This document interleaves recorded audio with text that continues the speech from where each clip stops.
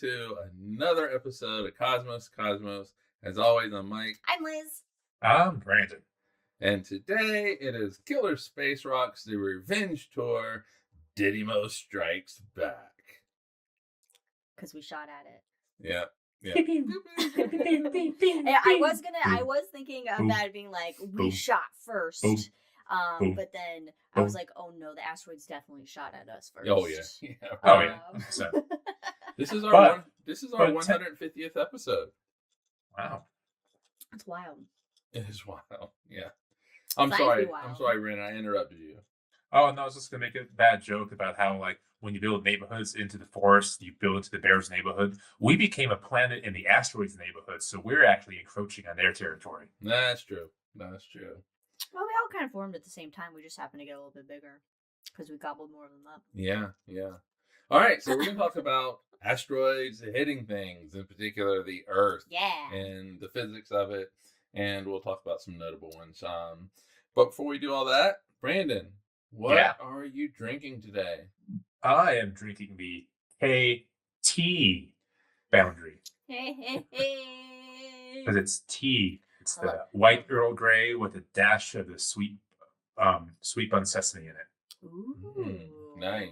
I love a good pun. Liz? I am drinking a spicy meteorita. Oh, you said it great. That's a spicy meteor. Mm-hmm. Wow. Which is just a spicy margarita. So it's tequila and spicy margarita mix. Yeah, right. With a Tajin rim. Our drinks are the same color. Again. All right. But they're not the same thing. Wild. Yes. I do not have the same Our drinks happen to be reflecting the same wavelengths of light. I binged so much Bill Nye the Science Guy episodes yesterday. She had. I love that. Because like the OG version? It meant to be in the background while I worked on stuff, but I kept getting distracted and just watching it. Yeah, because yesterday, Liz goes, "Hey, are you going to make some stuff in Digistar for the show?" And I was like, "No, I wasn't going to, but I guess I am now." And so I had to go make stuff, and it took much longer than I thought. And I don't like any of it, but we're going to do it anyway. Oh my gosh. What's in it? What did you make in your drink?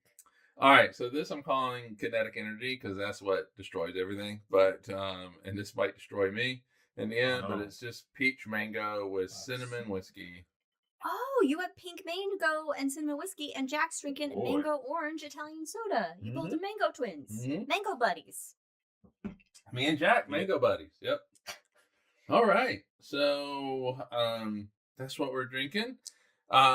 We do have social. And by we, I mean Liz runs it, even though we do have a social media manager who's not with us. I think she's sleeping. But anyway, follow us on all the things. Like and subscribe. Susanna would be mad at us if we didn't say like and subscribe. So, Mom's drink. I'm sorry. A London Fog Earl Grey. I do love a good London Fog. A bit of cream. That's nice. The best donut at the vegan donut place in Portland. London Fog donut. Oh my God. It's so good.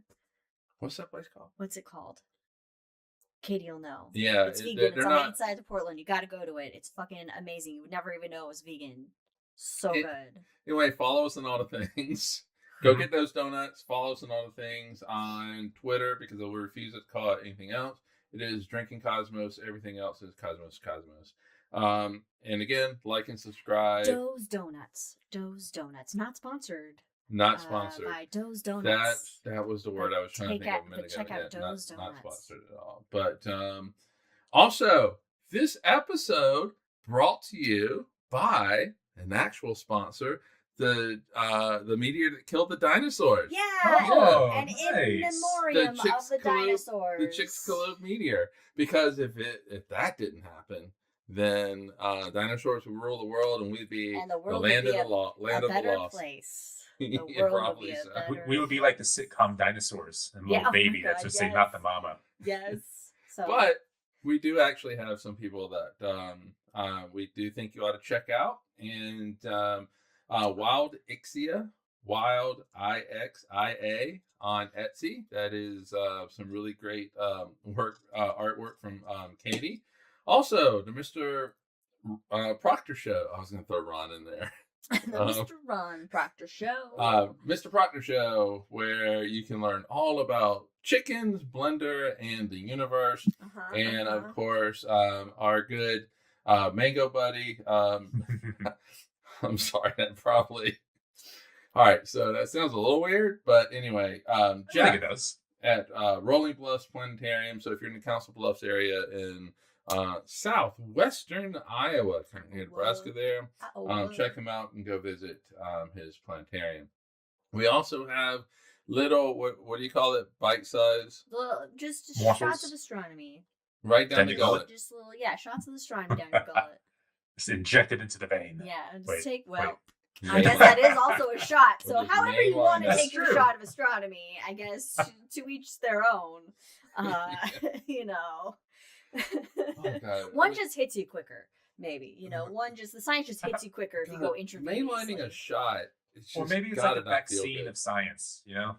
No, we don't want you resistant to the science. I wonder if you did do like you shot up like vodka and it hit the brain, would it just hit you hard because all that immediately into your bloodstream? People have done that. Yeah. It's not good. Don't do that. Nobody do that. Nobody do any kind of injections of any kind of alcohol or astronomy. Just get your regularly scheduled vaccinations. Yes. Thank you. They are important for everybody. I just Googled injecting vodka, and the first thing that comes up is substance abuse and mental health services. Oh no. Yeah, not great. It's not good. We do not promote that on the show. Take your shots orally. All right. Anyway, as always, there's a couple of rules. Your mom yelling, "Don't do that." Yeah, says the nurse. If we make a Star Wars reference or Lord of the Rings reference, take a drink. Yeah. Or if my meth raccoon of a puppy knocks out my computer and burns down the house today, take a drink just in case. Yeah, that'll be a new rule just for today. Okay. He's feeling it. A special rule. All right. Let's talk some impacts here. Yeah, let's get Killer Space Rocky. Yeah, so I thought that what we ought to do is, at first, before we get into some notable knocks, let's talk about the physics of impacts. Yeah. Notable knocks. Please use as a Jeopardy category. Jeopardy.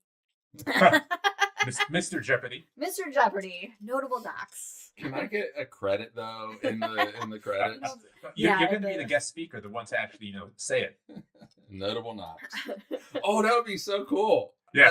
Everybody like, who the hell is this guy? And then Ken can promote the podcast. Oh, that'd be awesome. There we go. Anyway, I think before we get to notable knocks, we should understand the physics of things. Yeah, physics is important. Yeah, quite so. So in physics, there's basically, in mechanics, you have other types of collisions, but there's basically two big types of collisions in our everyday world that we get to experience, and they have the very romantic names of elastic and inelastic collisions. Back in economics class. Yeah. Elastic. Oh, right. So it is. It does have economic terms to it, but basically, elastic collisions are when you have a couple of things that are conserved. Snap back? No. I mean, yeah, in a way. Okay. And so it's when the momentum, the total momentum, and the total energy is conserved. So if you add it all up before the collision, it's the same number you get after the collision. Okay. So, energy is energy. In physics, we call it a scalar. It's just a number. Energy is energy. But momentum is a vector. So it has a number associated, but it also has a direction. So, which is why you can say, "What's your vector, Victor?" So figure out where Victor's going. Yeah, exactly.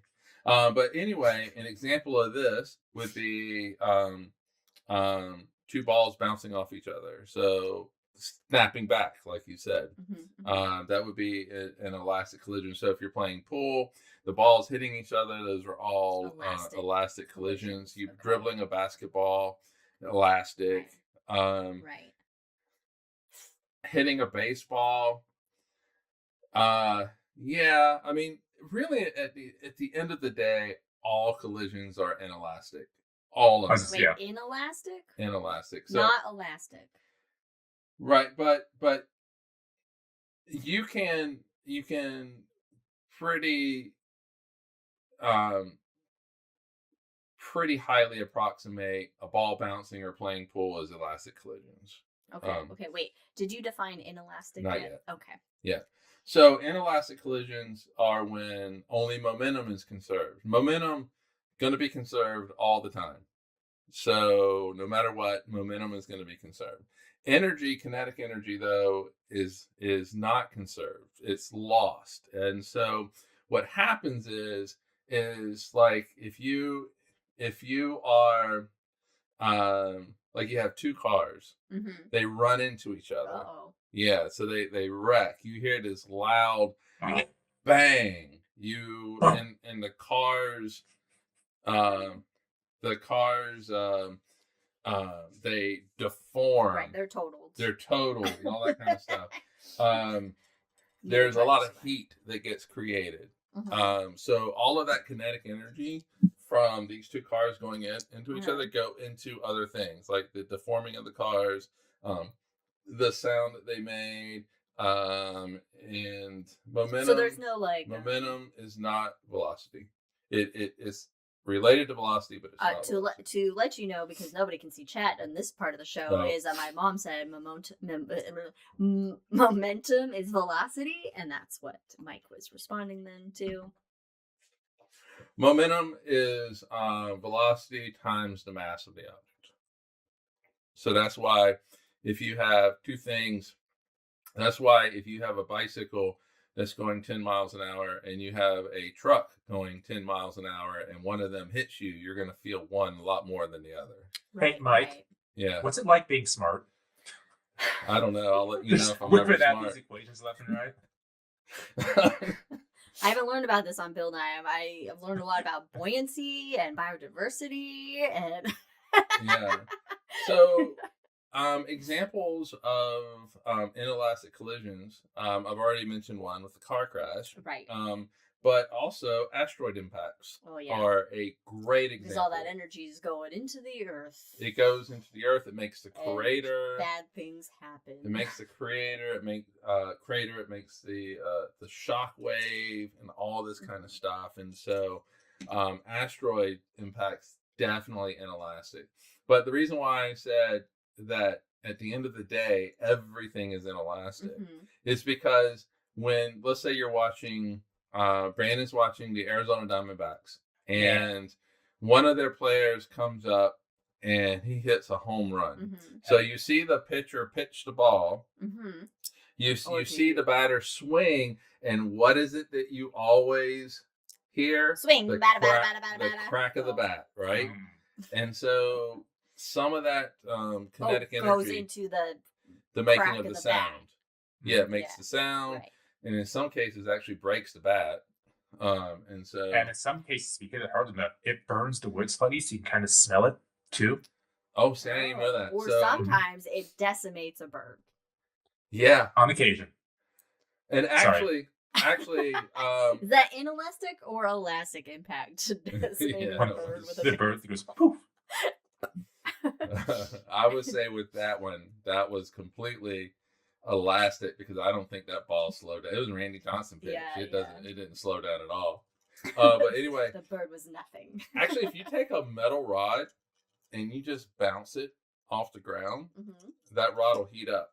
And so so you might be saying that rod is bouncing it off the ground a bunch of times is an elastic collision, but in reality it's not. It's inelastic, because the collision itself, some of that energy is being converted to heat, which then heats up the metal rod, and you can actually eventually feel it.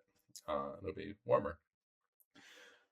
So at the end of the day, when a meteor hits the earth, it's not like playing pool. It's an inelastic impact of devastating proportions.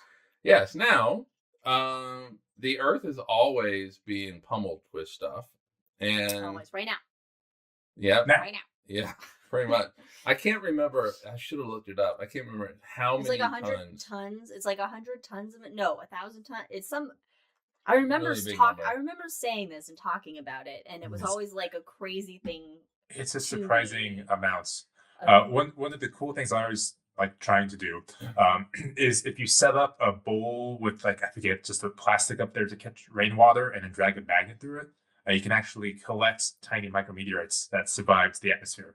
What? That's cool. Oh, that's cool. Yeah, that's cool. Another fun experiment that experiment, but kids activity, that I always bring up whenever we're talking about, impacts and kind of stuff is just you get like a flower and then like a bouncy ball or whatever, and you just like throw it in the flower and make you different craters, and you choose different size objects and stuff so you can see how and then you can change the color of the flower so you can see the strata, how it impacts the layers. Yeah, and how it spreads out and everything. So when you said if you flower, want to make a mess, my first thought went to a pretty flower, and then you're gonna hit it with a ball, and then like, wait a minute, decimate those fucking daffodils. All right, so obviously most of that stuff burns up in the atmosphere, and you can go out any night because of friction. Ooh. I said a science. You said a science. What's it like being smart, Liz? It feels good. So as these things come into the atmosphere, they're coming in really fast. Coming in hot. And if they aren't coming in hot, they quickly become hot. Yeah. Because of that friction. Yeah. And so the heating due to the atmosphere is intense and is all kind of on the front end of this object. And so because the back end's just hanging out along for the ride. The front end is like and so the temperature difference between the front and the back eventually causes it to it burns up, but if it is big enough, the temperature difference, the gradient, can cause it to explode. And so you get it explode up in the air. It doesn't really affect you. It just looks really pretty. And depending on the size of the explosion in the air, or how big it was when it exploded in the air, and how far above the surface it exploded, which we will talk about in a bit. Yes. Certain conditions of air explosions gone wild.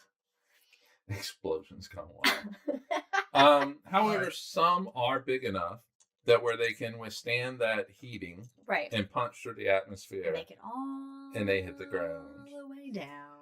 And just so that we have all the terminology correct, even though I'm not going to say it right, if you have a rock in space, it is called a meteoroid. Yeah. Yes. And if it gets to a certain size, I don't know that size, it's an asteroid. Yeah, it's usually the meteoroids are they're really like grain of sands and like little. They're small. They're very small. Maybe size of a beach ball or something. Yeah, not really negligible. Yeah, and then if it gets big enough, and it's rocky or metallic, it's an asteroid. And then you have dirty snowballs. It's a comet. You have dirty snowballs, which are comets. Comets, they can lose all their ice and become asteroids, and so there are some examples where asteroids were formerly comets, and that type of thing. Can asteroids get further out and become comets? Probably not. Like they have to collect ice. They don't have the stuff. Gas. Yeah, I mean, the ice once you lose your ice, yeah, getting the ice is a little bit more difficult. But once it comes into the atmosphere, we change its name from a meteoroid to a meteor. And so it is, you go out at night and see the streaks of light. That is a meteor. And if it's big enough to actually impact the ground, it doesn't have to make a crater, because you can go out into the desert. And like there's a desert in Africa and like salt flats where these meteor, these rocks just really stick out. Yeah. And you can collect what we call meteorites, because it has actually hit the ground. Okay. So the Jack in chat says our class rule is meteoroids are smaller than a pig. Parentheses farm life. I love that. I love that so much. I love it. All right, so my God, if a rock is smaller than Wilbur, now I just want like an image showing like meteor, like just pigs in space with little space helmets on. Yeah, they're just like meteor. Maybe for my webinar I can do pigs. meteor pigs. Because in Pigoroids. space, no one can hear you oink. All right, everybody, drink to that shit. Please drink to that. This reminds me of the meteors, meteorites, how astronomers always hammering that difference. It reminds me of like geologists saying the difference between lava and magma. There's a difference, people. Know it. That's true. Lava That is top, true. magma's in bottom. Lava, magma, lava, magma. They're both cool, but hot, but cool. Yeah. Lava. So hot. So cool. hot right now. All right, continuing on. All right, yes, fine. All right, so when the meteor hits the ground, we call it a meteorite. And basically, all of that kinetic energy has to go somewhere. And that kinetic energy creates a shock wave, and that shock wave then will excavate a crater. Oh, excavate. That's nice. Oh, yes, that's I'm the way just putting gonna it. excavate a crater here. So it hits the ground and it kicks out all of this material that goes flying Which out. you can discover for yourself with a flower and a bouncy ball. Or an orange. Or anything. Or an asteroid. Or an asteroid. If you have a big thing of flour, probably use marbles or BBs. Yeah, because an orange sizes. You want to get the sizes. I mean, an orange could be fun. You could throw it with enough force, I don't have to clean up the mess. You do whatever you want to. Do it outside, preferably. Bowling ball. Yeah, see? Yeah, so the meteorite is usually shattered or in most cases just vaporized because it stops pretty quickly. And there's a lot of energy, there's a lot of force that this meteorite, this rock, this chunk of metal has to experience. And so it does. Had a bad day.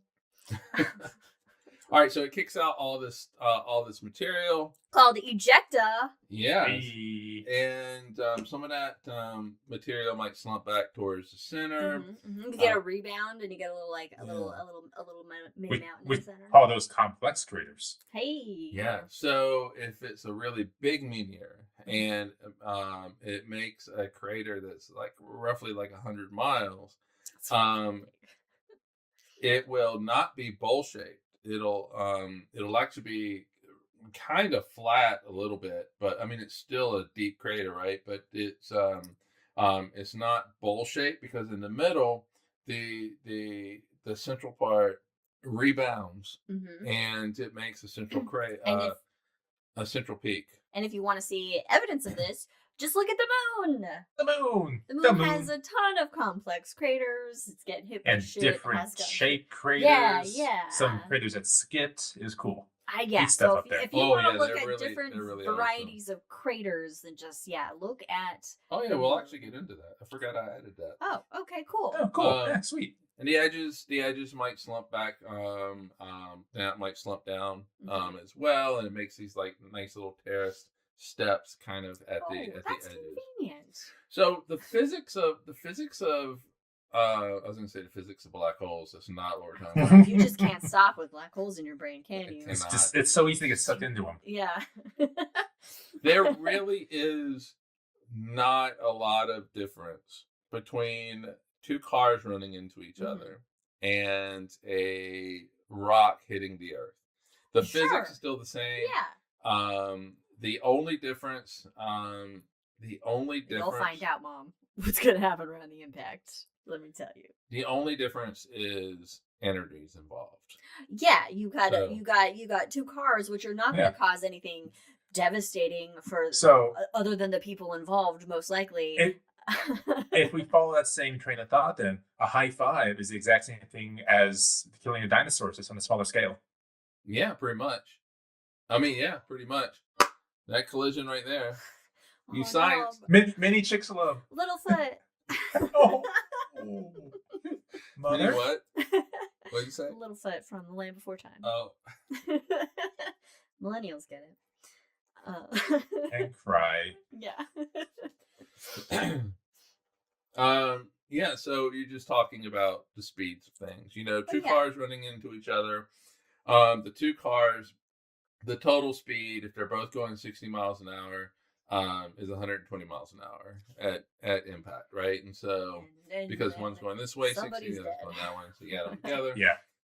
So 120 for an asteroid hitting the Earth is going anywhere between 11 kilometers per second, which is about 6 miles an hour, to 70. 6 miles an hour? I'm sorry, 6 miles per second. Oh, yeah, I was like. To 70 kilometers per second, which is about 40 miles per second. And so, I mean, you're talking like really fast velocities here. Yeah, space stuff is going to be able to go a lot faster than just cars. It's scary fast. But it's the same physics, which is crazy. You don't have to get into like the relativities and things like that. The speeds just aren't that fast, and so. And the reason why it's between 11 and 70 is because 11 is basically the escape velocity of Earth, and so that kind of sets a minimum. So if it's actually going slower than that, the Earth's going to speed it up. Oh, and bring it in. Hey, you're going to hit me hard. You're going to hit me faster than you want to hit me. It's like, come on, I get you now. And if it's going 70 kilometers per second, that is the escape velocity of the solar system plus the velocity of the Earth as it goes around the sun. And so like if one of those extrasolar asteroids or comets would slam into the Earth, it would have been at 70 kilometers per second. The extrasolar, so outside the solar system? We have like 3 of them visit. Yes. I guess it could have been faster then. They come in faster, so those are typically more than 70. Yeah, because they've left their own. And they're going to leave ours as well, so they're not going to get caught. They're like, hi! Yeah, pretty much. And we're like, yes! Space, so it's like... So... I mean, you don't want to say the probability is 0 because there's always a chance. If I've learned anything from you talking about quantum, is that I could just like walk through this wall. There is a chance that I could just walk through this wall if I wanted to and not be a ghost. Thanks a lot, John Green. Yeah.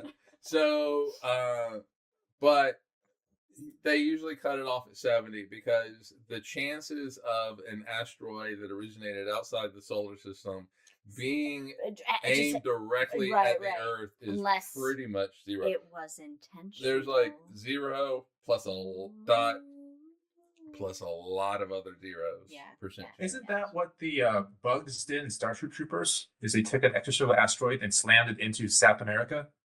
I think that was the impetus of the war in the movie. God, I don't remember. It's been a while since I've watched Starship Troopers. That came out of nowhere. Great movie. And that is what you call a plot point. It's just, it's like the winds on Mars. There always has to be like some something fucking up the Earth and then aliens.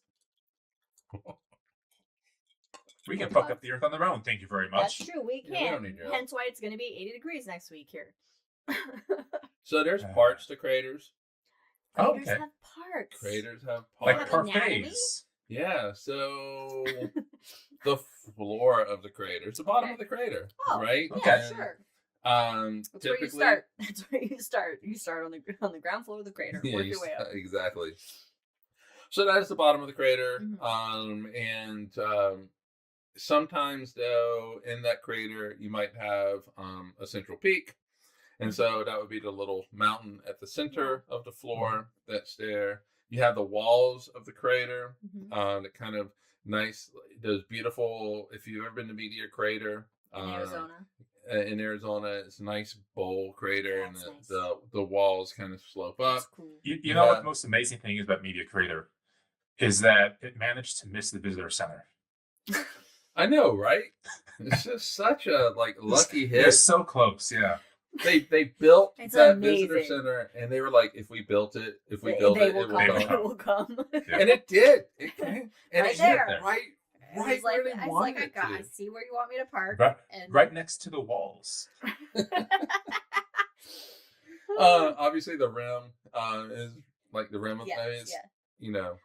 And just as a caveat, as somebody who's been to Meteor Crater in Arizona, which I highly recommend, just visiting a fucking crater in general, is you can look at all the pictures all day of Meteor Crater, and you do not get the scale of it until you actually see it with your own eyes. It is. Yeah. It's And we're gonna amazing. talk about Media Creator. Yeah, we are. We got some special stuff. All right, so all the stuff that comes out to make that bowl, Yeah, that is the ejecta.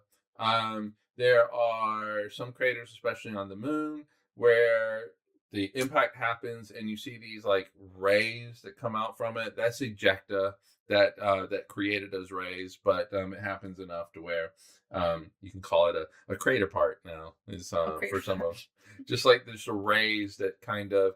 And it looks like crater's tentacles reaching out. And it actually, in some pictures, like of craters on the moon, it looks like burn streaks. I guess that's the best way to kind of maybe describe it. Because that material was darker underneath the surface. It's not burn. It's not burn. It's just ejecta that has. You know, talking about this, and this is going to occur more throughout this episode, but I'm getting that visceral realization again that we are just on a space rock. Living on a space rock with magical air above us and somehow protecting us. But at any given moment, we could die from anything. Yeah. Because we're just on a space rock. Yeah. The universe. We're flying through space. We're just white knuckling this, folks. We're flying through space with a very thin canopy. With what? A very thin canopy. Oh, just like Mark Watney when he escaped Mars. For more on that, look at our book club last week. Yeah.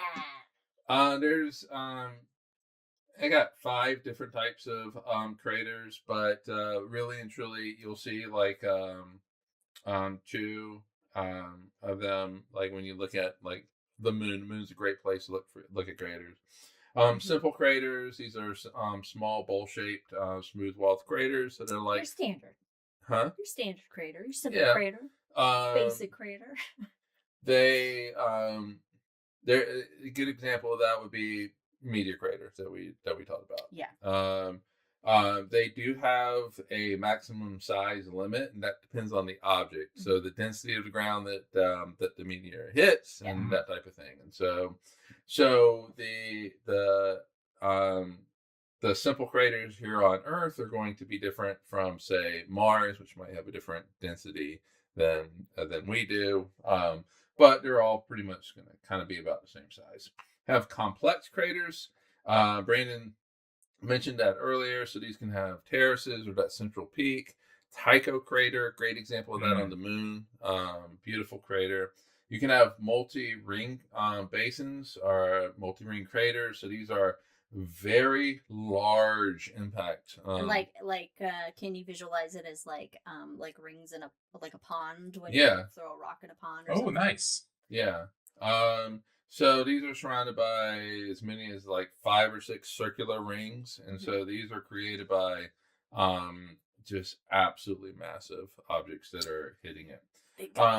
Brandon referred to basically called irregular craters, and so these are craters that might be oblong in shape. And so we like to think of craters as these circular things, yes, right? We like our things nice and neat. And yeah, but sometimes that rock does not come in a certain way that will make that nice circular one. It comes in really low, hits the ground, and basically gouges out a crater, and it'll be oblong. And in some cases, we'll actually skipping a rock on a pond, and make more craters down the line. You got it. And they'll be oblong as well. It feels like the irregular craters are the punk craters. They are crater world. It's a little different. Can the shape of the asteroid, because not all asteroids are spherical. Most of them are oblong shape in general, just because if they were spherical, it'd be more of a dwarf planet in size because of gravity, blah, blah, blah, blah. Can the shape of the asteroid affect the cause of oblong or an irregular crater? No, the destruction. Yeah. Because it's a focal point of the entry. And it's all about the angle for that, but the destruction itself, it comes from the energy. Gotcha. The kinetic energy of it, and the shape really doesn't factor into it.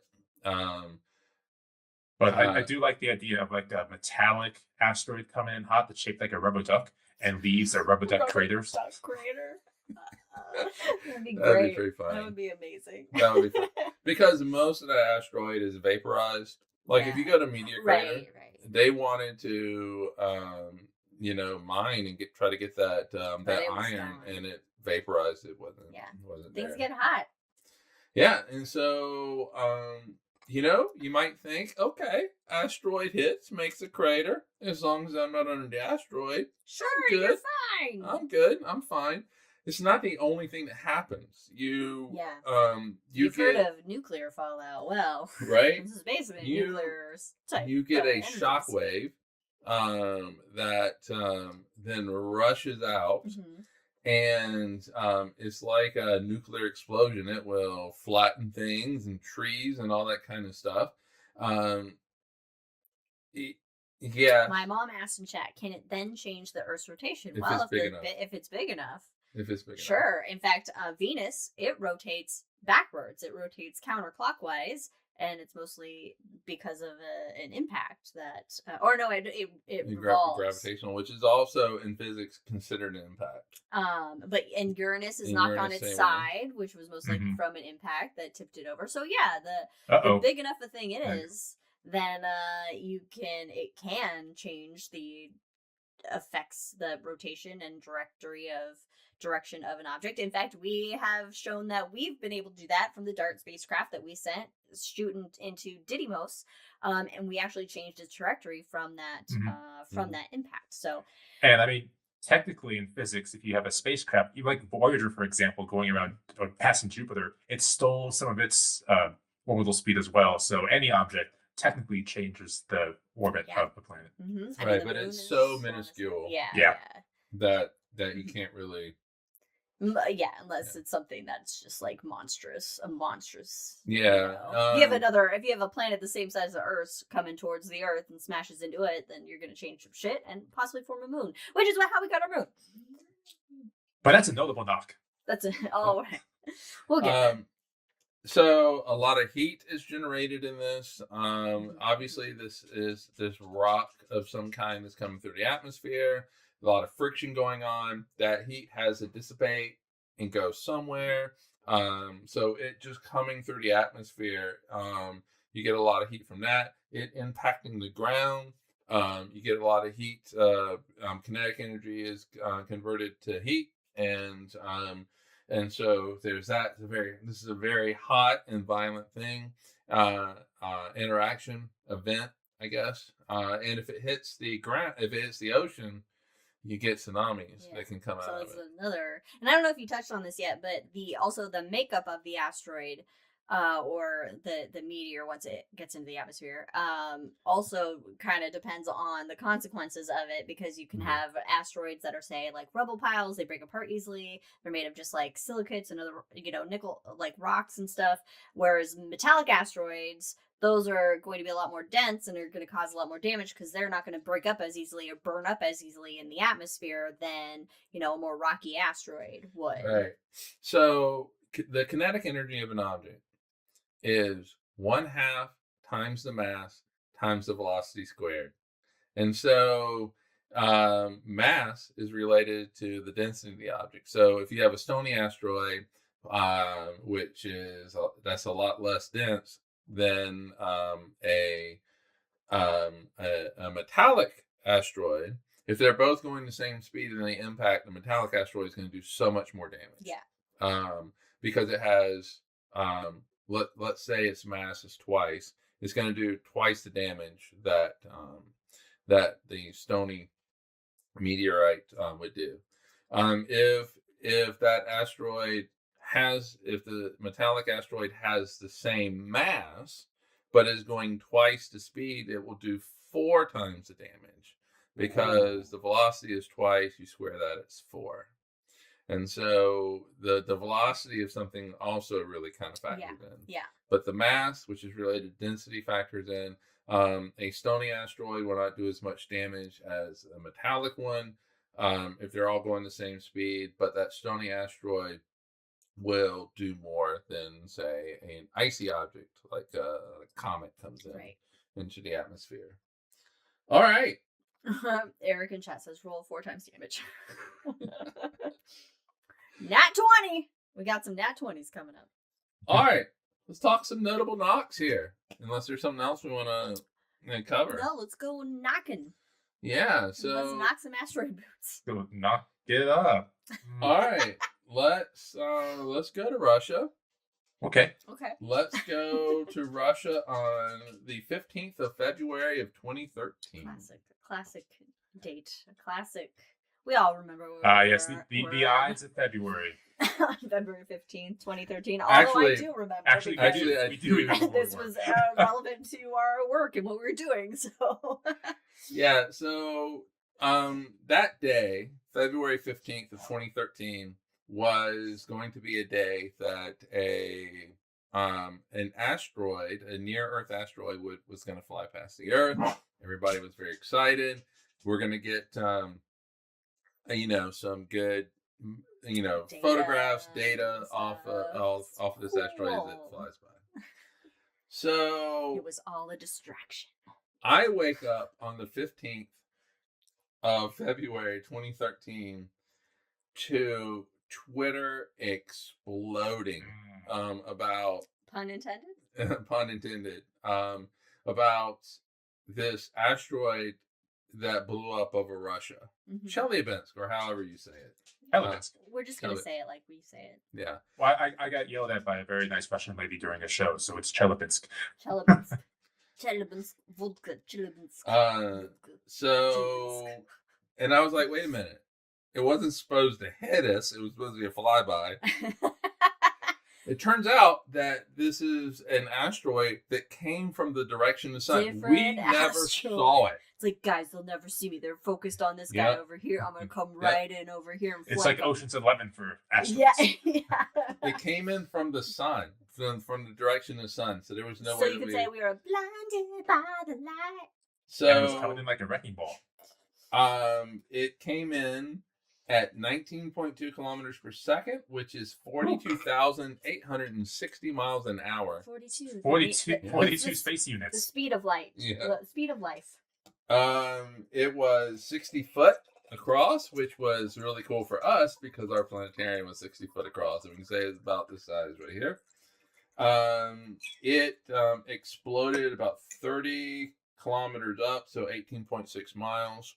And it exploded with 400 to 500 kilotons of TNT. To put it in perspective, 27 to 33 Hiroshimas. That's a lot of Hiroshimas, everybody. That's a lot of, One Hiroshima was too many Hiroshimas. That's true. That is true. 1,491 people were injured from secondary effects, so flying glass, that type of thing, not from the actual. So much worse, which I'm sure you'll explain why. 7,200 buildings were damaged, and please keep in mind that this is in Siberia, so in wintertime.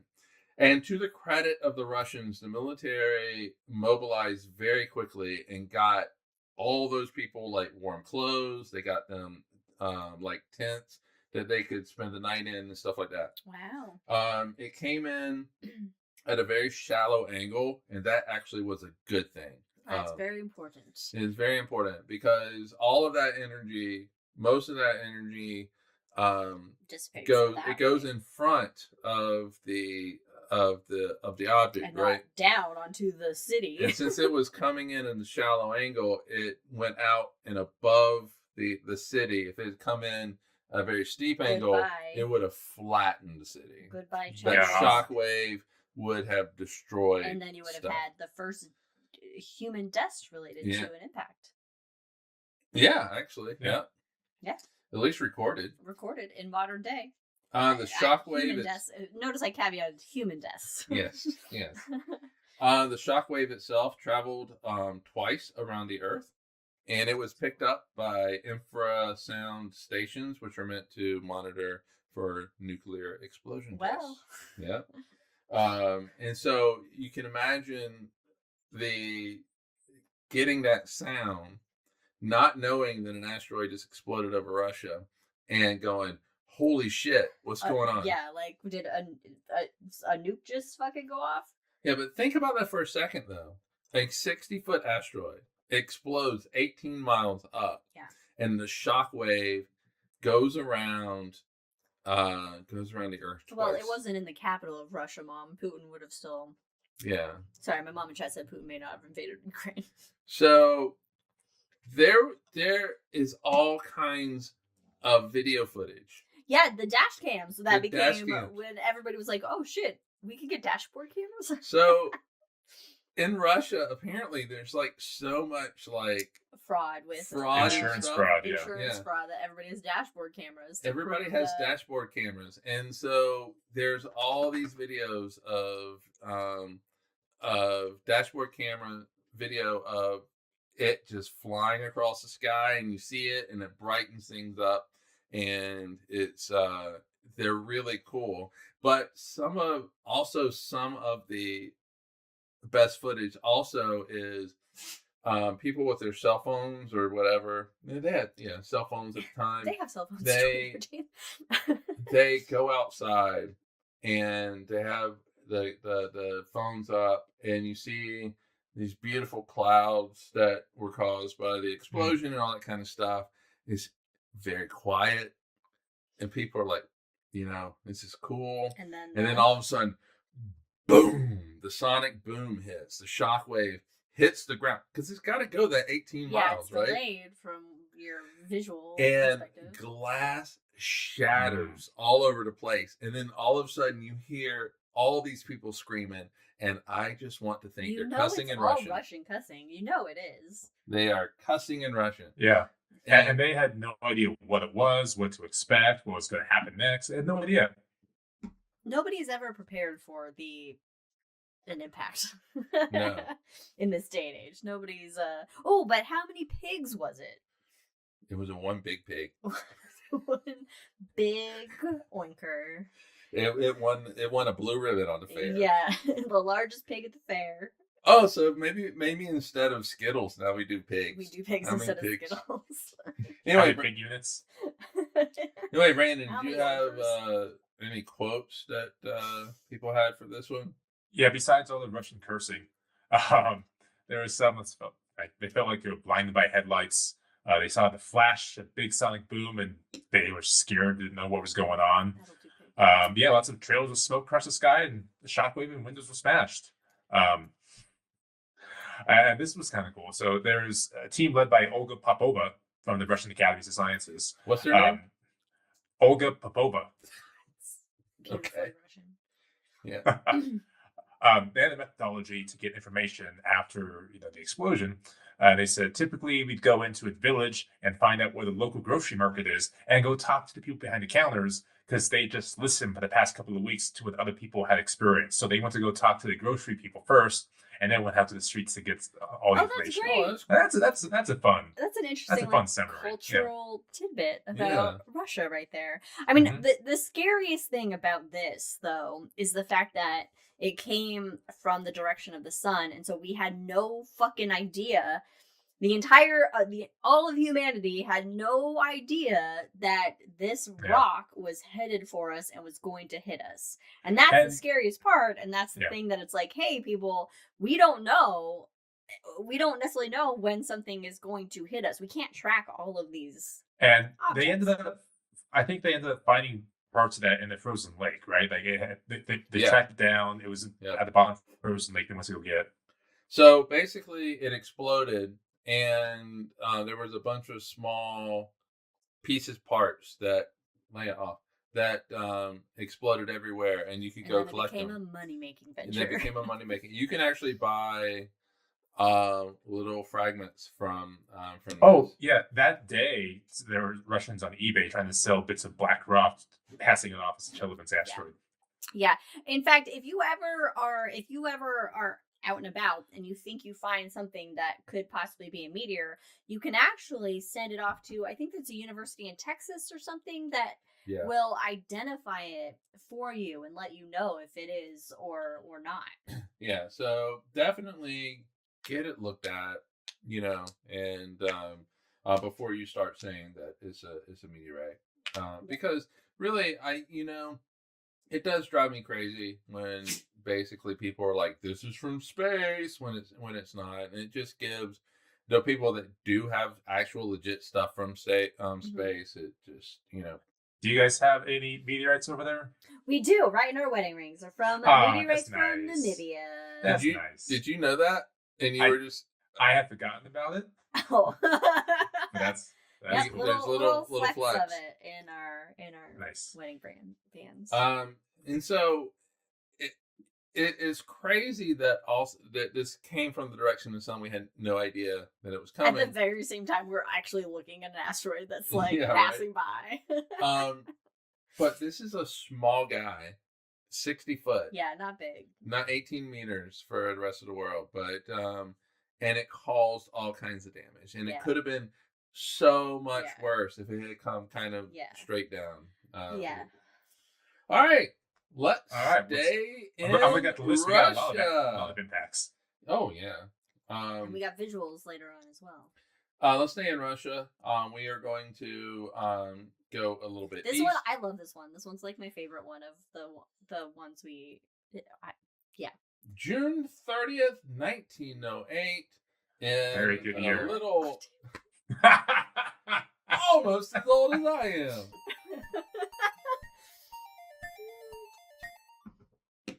God, I feel like I was from 1908. Anyway,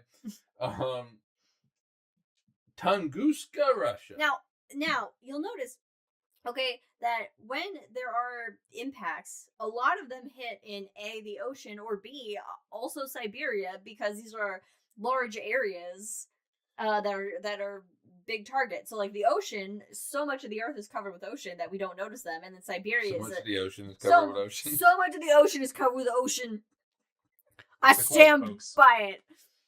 And then Siberia is this huge swath of land, and given the orientation, that it's just an easy. It ends up being an easy target. And it's also easier to hit further north. Well, I should say it's not easier, but most of the impacts are not going to hit the equator.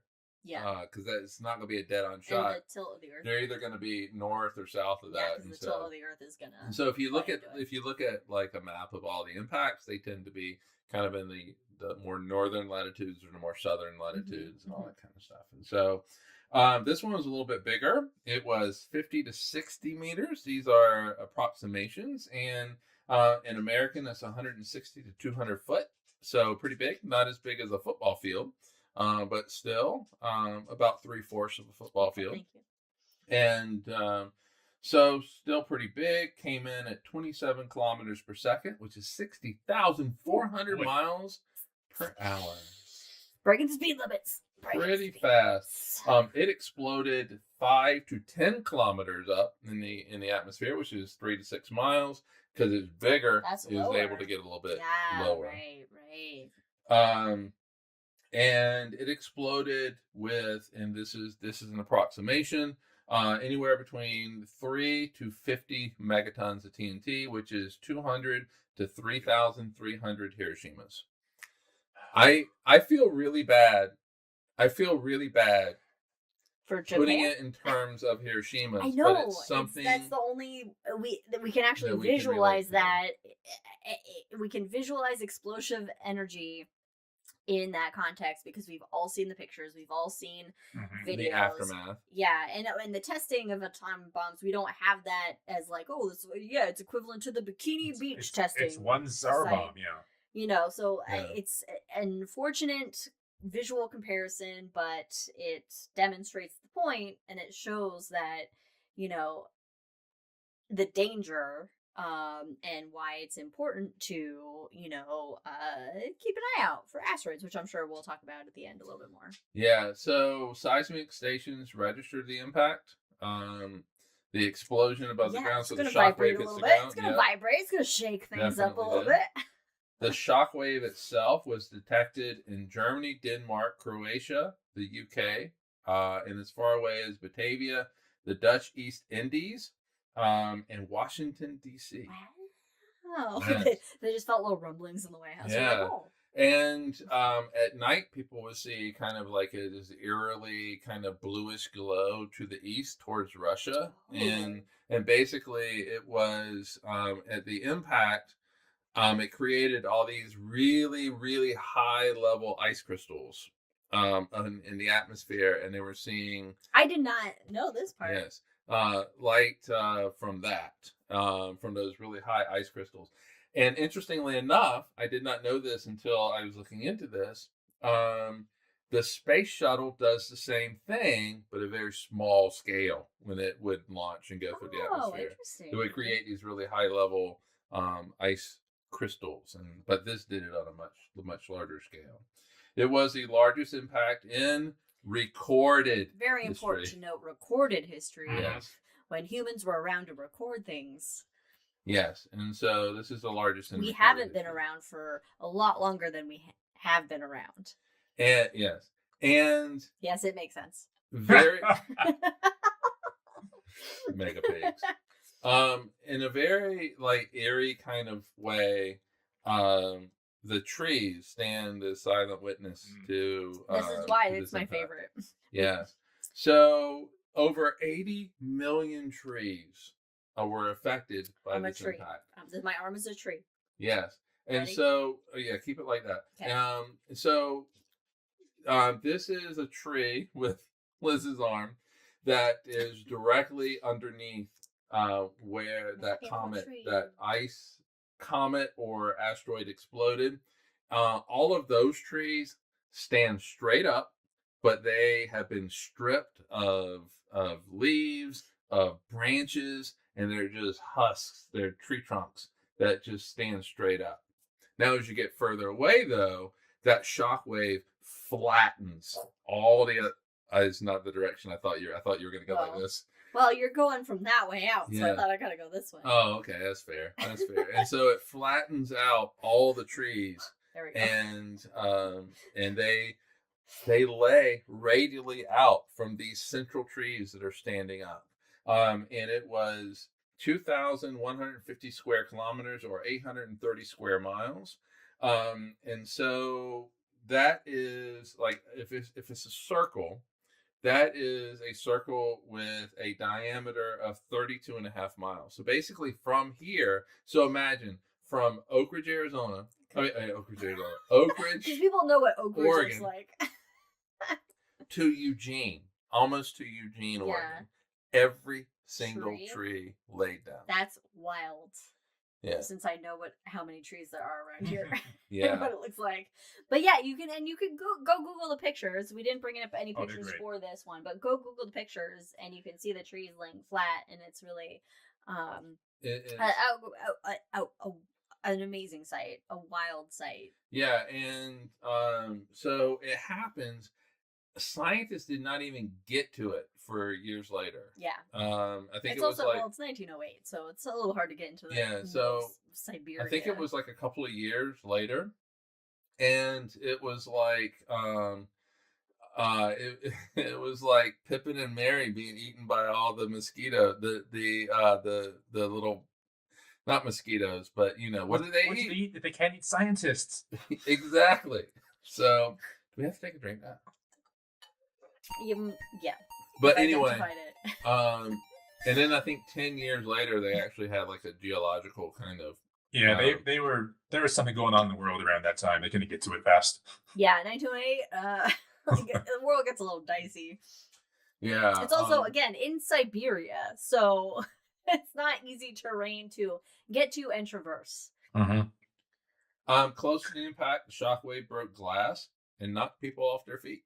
Yeah, and there was a rumor of an old man being knocked off his rocker as he was on his front porch. Literally, he was on a rocker. And a study of over 700 eyewitness accounts showed that there were at least 30 people inside the blast radius.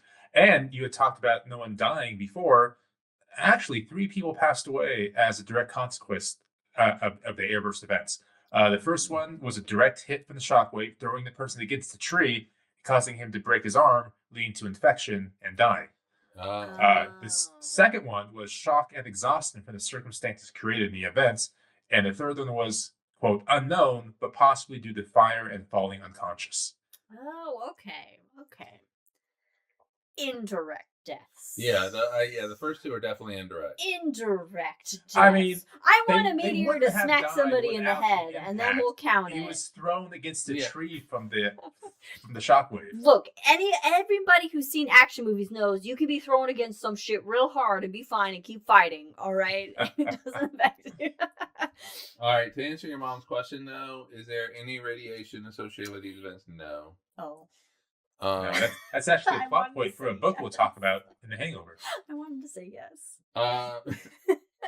So, well, I mean, if it has like why would there be radiation? Because it's not a fucking nuclear weapon. It's a rock. Yeah, I mean, if it had like uranium and stuff in it, then that's just gonna spread that uranium. Yeah, but these are typically like if you're metallic, you're iron and nickel and there might be some uranium in there because of the way that uranium breaks down, but not enough to cause any kind of like radiation fallout. Although you would think, I don't know why we associate, because we're thinking in Hiroshima's, we're just assuming that there's radiation involved when it's not a nuclear weapon. It's just a fucking high-speed, big-ass rock from space. Yeah. I don't know why I did not think to put pictures in this. I think it was... We have some things, though, later. We do. All right, so... Speaking of, let me know when you're ready for... Yeah. All right, let's leave Russia. Let's go to the Southwest U.S. Yeah, to Arizona. Let's go. Arizona trash bag. Well, not yet. Okay, you'll have to let me know if you want video or picture. Old. Video first and then picture. Okay. All right. All right. So, in Arizona, a little bit east of Flagstaff, Arizona, which is north of Phoenix, if you don't know where Flagstaff is. And I think a little west of Winslow, Arizona, where if you stand on the street corner, you get in a song or something. 50,000 years ago, a rock, which was 50 meters across or 160 foot across, is not even a rock. It was metal. It was metallic. Metal. Came in at 12.8 kilometers per second, which is 28,632 miles per hour. And it hit the ground and made a crater 1.2 kilometers across, or 0.7 miles. So roughly a mile. Yeah. It was a metallic asteroid, and it created a simple crater, and it is fascinating to stand and look out.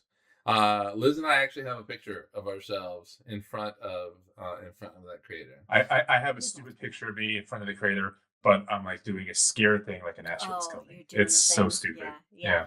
All right, go ahead and do the video. Let's do the video. All right, so let's go back in time. Actually, this would be like what would happen today. The asteroid comes in. We're going to follow the asteroid. I do not like these animations, so just I don't like it. Oh my gosh, it's great. And so here we have, we're going to have some circles that come up, and there is a little. Oh, this is cool. A little red circle, and each one of these circles means something. So the little red circle is the crater, which is 1.2 kilometers across, or 0.7 miles. However, though, things happen when impacts happen. So if this were to happen today, it would release 10.3. You could probably just switch over to the picture. I did. Oh, okay. And you didn't even notice. I didn't even know. I'm that good. On 10.3 megatons TNT, which is 686 Hiroshimas. 686 Hiroshima. Okay. Cool. Yep. Great. And this happens roughly every 673 years. 673 years?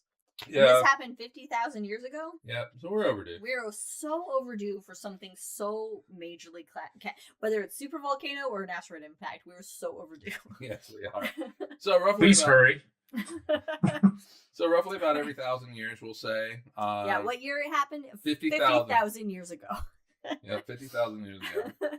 So that little yellow circle there, that is the circle that represents where buildings will collapse. Orange circle is buildings. Yellow is clothing. Oh, the orange. That's right. I did it, Roy Dubiev. Yeah. So the orange circle. We made it a rainbow, so it's fun. Yeah. The orange circle is where buildings collapse, And all buildings within about 2.1 miles or 3.37 kilometers will be flattened. Luckily, there were no buildings in the area. Right. 50,000 years ago. 50,000 years ago. Just for reference, though, Flagstaff is about 57.8 miles. I'm sorry, kilometers away, which is 35.9 miles to the west. Winslow is about 27.7 kilometers, or 17.2 miles to the east of this. And so, yeah, so lucky for them, they're not impacted too much. Yeah, it's also 50,000 years ago. Yeah. So up next, there is a little thing called clothing. This is where clothing ignites. So if you're in that yellow circle, if you're in the boundary of the yellow circle, your clothing will catch on fire. Clothing goes up in flames. 3.74 kilometers, which is 2.4 miles away from the center of the impact. This gives a point to the nudists, though, because they're like, "Hey, we're not wearing clothing." Except skin also burns.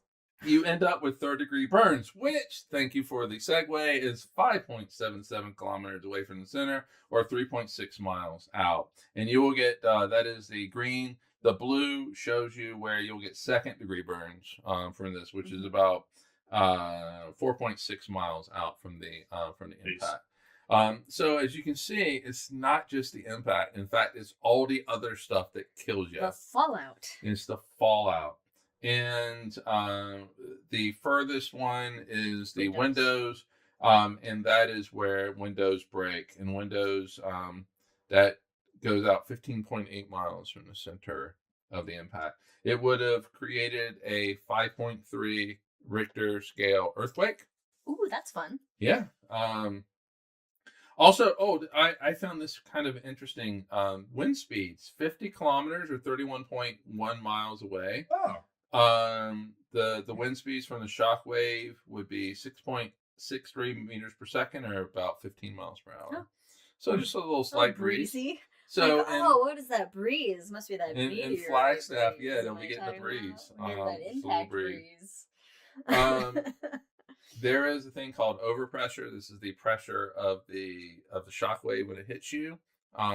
It's basically kind of the force you feel. This is really just only 0.03 atmospheres, 50 kilometers away, or 31.1 miles. 1 atmosphere is the weight of the atmosphere above you, and so you really wouldn't feel that at all. Okay. But we are going to find some that you would. So this obviously did not hit in the ocean, so there's no tsunami. However, if it did hit out in the middle of the Pacific, it would create a tsunami with a wave height of 464 feet. Oh, well, that's terrifying. Ride that. Yep. Surfers of the world. You only get one good ride. That's it. Obviously, the crazy thing with this is the website that I used to create, which is now my most favorite website ever. Thank you, Brandon. Drop asteroids everywhere. To get the data, it actually can tell you how many people will die and be injured, based on population density maps. So it's actually looking at actual data to try to. Well, luckily, 50,000 years ago, those population density maps were 0. And guess what? Today, 0 people dead, 0 people injured. But we don't know about the animal populations, and I'm sure there were some that did not survive. All right, so we're going to stay in the U.S. We're going to go to the eastern part of the U.S. We're going to go to Chesapeake Bay, and so there with Maryland and Virginia, and New Jersey, and this orange piece of shit. What? I said, let me know when you want me to play the video. Right. No, I got you. Okay. There was an impact 35 million years ago. That's where you get some good fucking crab and shit. Yeah. Yep. It's called the Chesapeake Bay Crater, and it is a crater which is about 85 kilometers across, which is 52.8 miles. It's buried in sediment, and it was caused by a 2-kilometer asteroid, which is 1.2 miles, And that asteroid was going 17.8 kilometers per second, or 39,817 miles an hour. A little fast. Oh, by the way, we didn't mention, though, that the reason why, if you look at the moon, you see all these craters, and you look at the Earth, you don't see evidence of all the craters, is because the Earth has a lot of fucking shit that wipes over the craters, like wind and water and lava, and we're geologically active, so we don't see the evidence of our history of impacts, unlike the moon doesn't have that shit. So we can see, if we didn't have an atmosphere or oceans or plate tectonics, we'd look a lot like the moon. Yeah. You can play either the video or the picture. Okay. Roll the clip. Rolling. All right, so this asteroid impact released 1,265,000 megatons of TNT, which is 84.3 million Hiroshimas. Oh, 84 million? 84.3. I'm rounding down just for sanity. 84 million Hiroshimas. Holy shit. Yeah, so this only happens every 6.27 million years. And this happened 35 million years ago. Overdue. Cool. Great. So for this one, I decided to bring up like the political map so you can see the U.S. and Canada and Mexico and all that kind of stuff. But as you can see, those circles much larger. A little bit different than a meteor crater in Arizona. Yeah. So the buildings collapse 104 miles out from the center of. Sure. So Yeah. Washington D.C., Goodbye. Richmond, Virginia, Annapolis, Maryland. Goodbye, all of American history artifacts. Yep. And also the devils that live within thee. Right. If you're just out and about and you are within 306.3 miles from impact, your clothes are going to catch on fire. Oh, you're just walking and all of a sudden you're like, what? Or if you're like really hairy, that can't be a good day. That's not a good day. So as you can see from this, it covers New Jersey, big parts of Pennsylvania, parts of New York, South Carolina, North Carolina, or I should say parts of South Carolina, North Carolina, and parts of Tennessee. And third degree burns extend 472.6 miles from the impact. Second degree burns 612 miles from the impact. And Florida, just thinking they got fucking sunburns. What's that? I said Florida, thinking they got sunburns. Yeah. And Australia's like, WTF, mate. And your windows are going to break 788 miles out from. Out at Jack's neighborhood, he's just like, what the I don't know where Iowa is on this map because there's no lines I was near. I'm assuming it's near the I'm edge. assuming it's in there. You're just minding your business. All of a sudden, your windows break out with nothing around to indicate why that happened, unless you get on the news and then realize that a good chunk of the East Coast is then gone. It's gone. Right, and so yeah, as you can see, basically the eastern half of the U.S. is dealing with a lot of broken windows.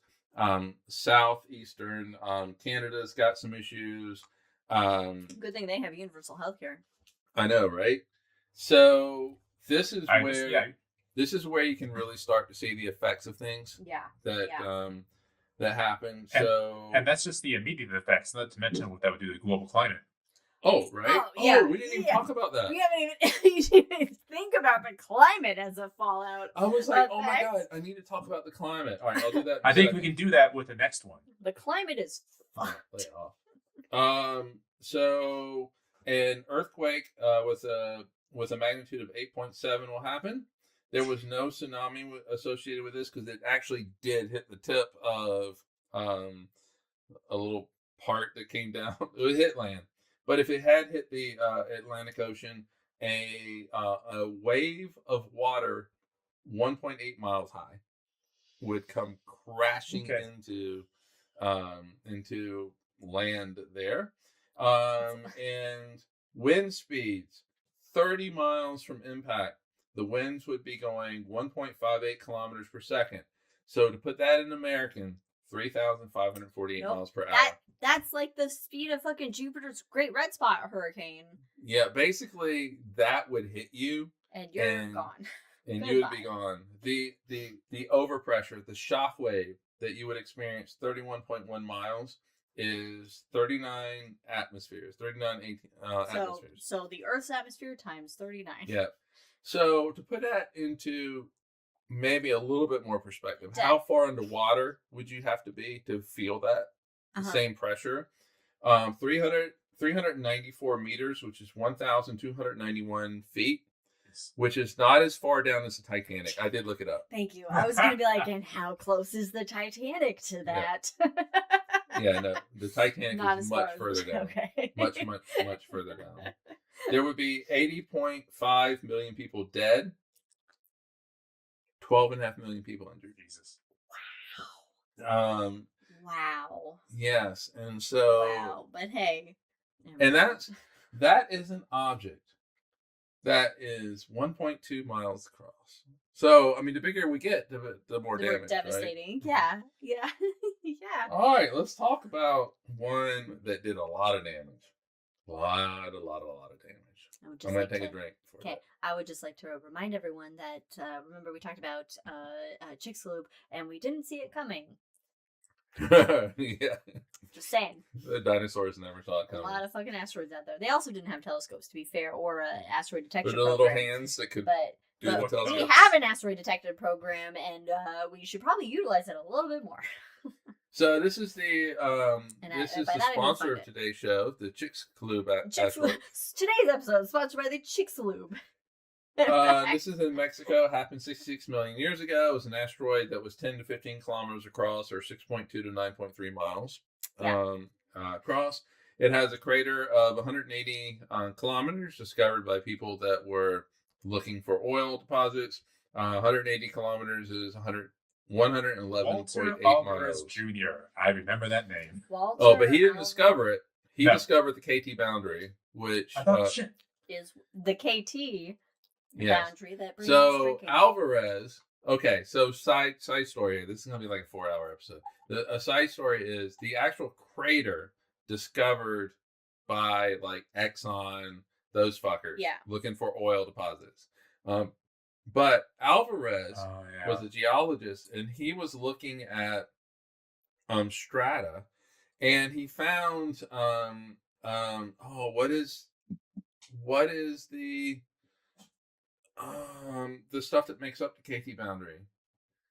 Iridium. I think it's iridium. No, is it iridium? Well, he found a line of material. It's also called the KPG boundary. Yeah, that's the newest name. And KT, I think, is the older. This boundary is worldwide. Yeah. So it points to a massive event. It also is worldwide about 66 million years ago by dating stuff. And I mean, we find evidence of a worldwide catastrophic event happen that wasn't a flood? Yes. But the stuff that makes up that layer comes from space. It does not. You don't really find it. Theme. I was just thinking that. You don't really find it here. Like a volcano erupts, it's not going to leave a layer of. I want to say iridium, but I might be thinking of satellites. But anyway, yeah, and so he was the first to say, "Hey, an asteroid killed the dinosaurs 66 million years ago." It's iridium. Iridium, and people were like, "Go fuck yourself, you're wrong." And it turns out he's pretty much right, and it's his son. I mean, it's him and his son now that are. Anyway, it's the boundary is typically a thin, dark layer, sometimes containing shocked quartz, microtectites, which are tiny glass spherules, and soot, which indicate intense heat and impact. It's a thin clay layer rich in iridium. Yeah, and this event ended the Cretaceous period and the dinosaurs. Rip little dinosaurs all over my dress. Although they don't all existed at the same time, I don't think, but whatever. And So if this happened today, 195,223,300 megatons of TNT, which is 13 billion Hiroshimas. 13 billion. Okay. That's as old as the universe. 13 billion Hiroshimas. Goodbye, everybody. Goodbye. Luckily, this happens roughly every 320 million years. Okay. So not This overdue. one's not Have overdue. some time. Not So overdue. you have some time to do what? What are we gonna do? Nothing. So, I mean, to talk about the shit that this would do, your clothes are going to catch on fire. You're going to have 3rd-degree burns, 2nd-degree burn. All of that goes to 1,500 kilometers, 932 miles.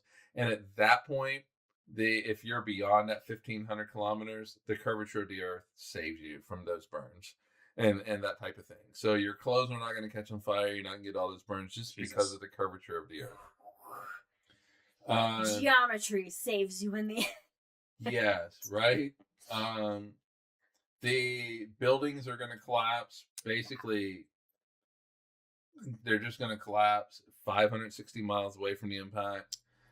So southern part of the U.S. and Mexico is just gone. Windows are going to break 4,227 miles away. So here in Oak Ridge, our windows are just going to shatter. There will be a 10.2 Richter it goes scale. over 10?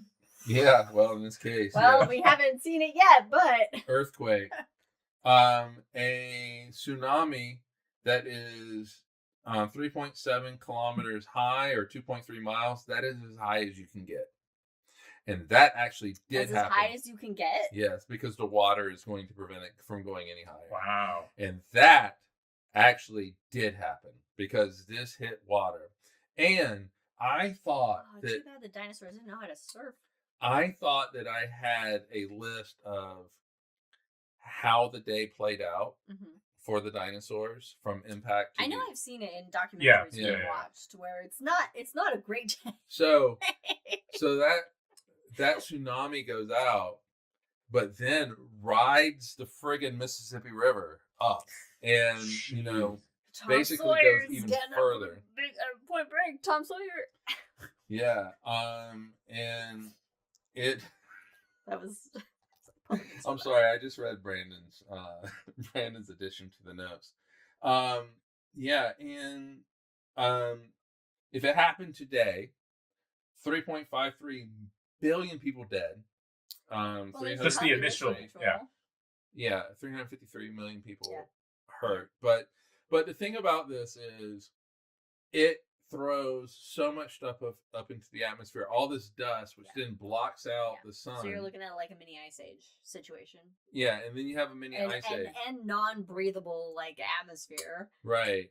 Is it a mini ice age or is it an actual ice age? It's mini. It's mini because it doesn't last. It's a big mini ice age. Yeah, it's a big mini ice age, but that dust eventually It's a medium ice age. But what have we learned from book club, Brandon? What gets thrown up into the atmosphere while all this is happening? Everything gets thrown up into the atmosphere. Well, that's true. That's true, but a lot of water vapor. Water vapor is a greenhouse gas. So things are gonna... Guess what? You think climate change is gonna get bad now? It's gonna get a lot fucking worse. Yes. So that wiped out the dinosaurs. It would wipe out us. But they were the largest crater that we have, and I'll just go... Oh, but what can follow mammals? We followed the dinosaurs. And really quick, speaking about that, we actually do have some idea of some quotes from the dinosaurs when they saw the asteroid. Oh, yes. Okay. And some of it's conjecture. So I like to think that they said...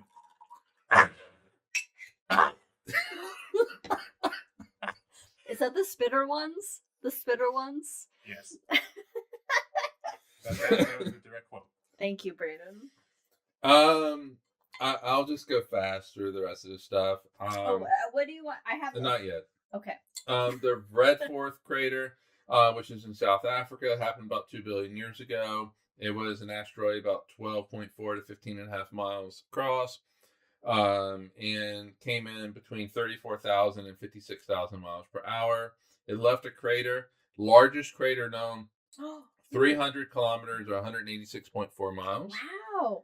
If it happened today, it would be equivalent to 104 billion Hiroshimas. So we're all dead. Yes, and it occurs every 1.62 billion years, so we're overdue. We're overdue for so many shit. So much shit.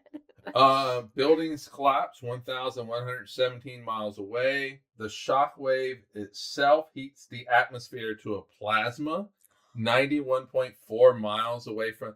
Plasma is found on the sun, guys. Plasma only belongs on a star. Yes. 10.8 Richter scale. Earthquake. Again, maximum height on the tsunami if it were to hit the ocean. This one didn't, but 2.3 miles. It didn't. Nobody injured because everybody is dead. 8.25 billion people dead. Yeah. Which is everybody on Earth. You gotta think there's like some dude like 2 miles underground that survives it, but then will die afterwards. All of the people that had their fucking bunkers made for nuclear holocaust, they're all laughing until they go, oh, wait, we can't actually survive long term in these. All right, so I'm just going for these next two. They're going to be hit in the same place. These are hypothetical. And I just hypothetically picked now it's off the coast of Florida. Right, because let's be honest. No, it's just off the coast of Florida. It's Florida. It's Florida.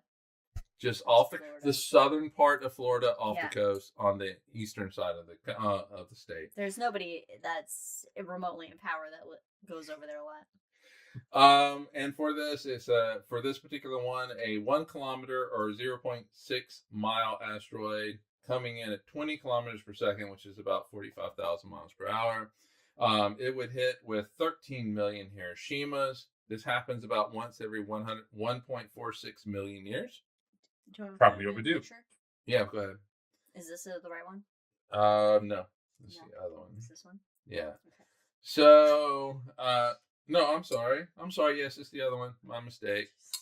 All right, here you go. So, just off the coast there. And as you can see, it would do a lot of damage all the way up to the Carolinas and Georgia, a little bit of Alabama there. Down Every single person in Florida, for the most part, except for the Panhandle, is getting fucking second-degree burns. And enemy space center is gone. At the least. So if you're wearing clothes, you don't have to worry about those clothes 141 miles away from the impact. No more laundry. No more laundry. I mean, that's nice.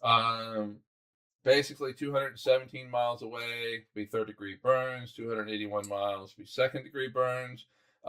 Windows break 423 miles away. If you're standing 31.1 miles away from the impact, you are going to feel a breeze of 1,685 miles an hour. That's a big fucking breeze. Wait, how far away? 31.1 miles. Okay. Yeah. You should have added breeze as a circle on here.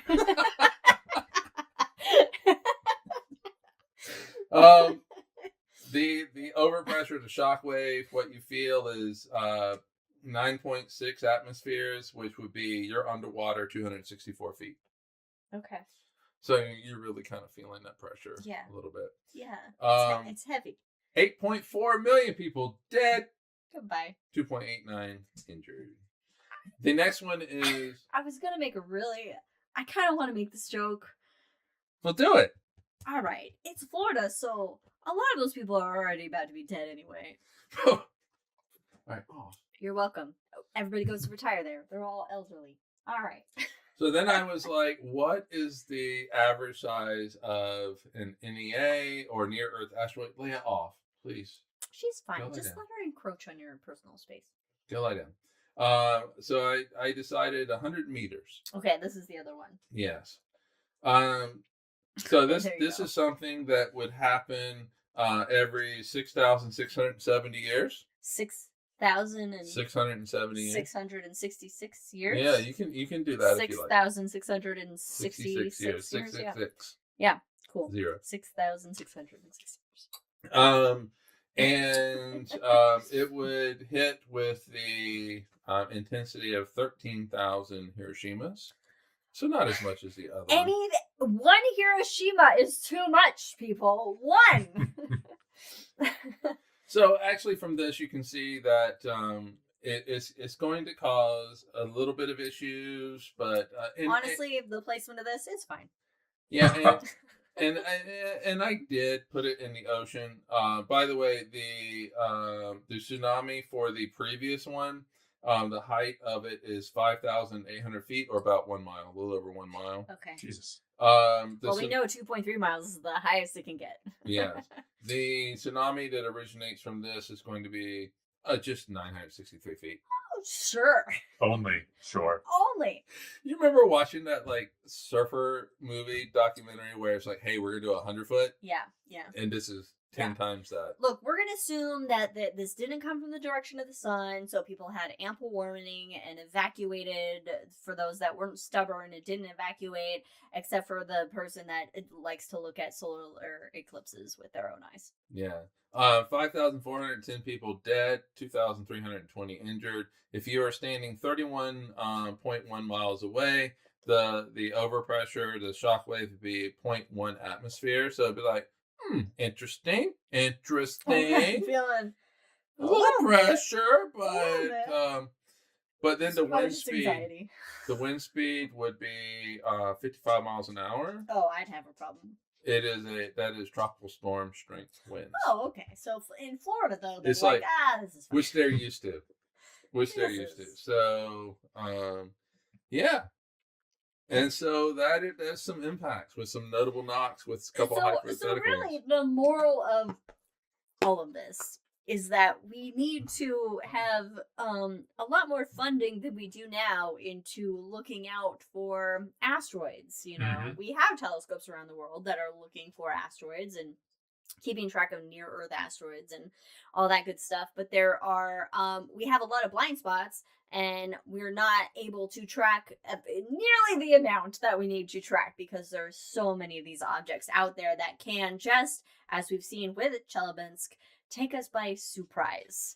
Yeah, which is really cool about like Vera Rubin is that Vera Rubin's looking for other shit, but the way that Vera Rubin looks at the sky, it can see a lot of these like asteroids and that's good. And discover some of these like near Earth asteroids yesterday. And honestly, we understand physics and math where we can then say, hey, we can know the trajectories and we can tell, you know, if something is able to hit us or not. And that was the important part of the DART spacecraft, was by purposefully impacting an asteroid with a spacecraft, you know, it was able to be a test of like, can we actually influence the trajectory to nudge something out of the way if it is going to impact us. And it showed that, yeah, we can.